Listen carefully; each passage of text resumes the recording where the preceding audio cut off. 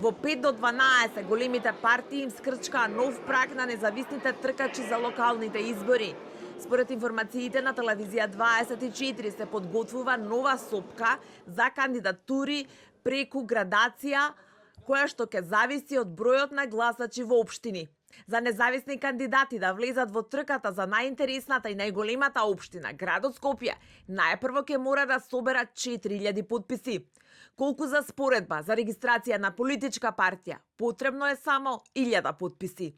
Според извори на телевизија 24, во двете најголеми партии, заедно со албанскиот блок, се планира да има градација на подписите согласно бројот на гласачи во одредени општини.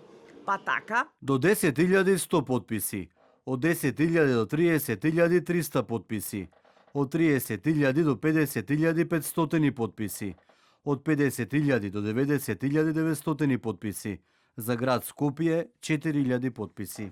официјално и од ВМРО ДПМН и од СДСМ не сакаат да коментираат за детали.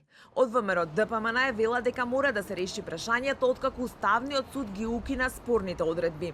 Од СДСМ пак комплетен молк, иако според информациите на телевизија 24, во неформалните разговори е вклучено и дел од раководството на Венко Филипче, тие без став за измените што се подготвуваат. Дека мора да има праг за телевизија 24, велат и од албанскиот кампус.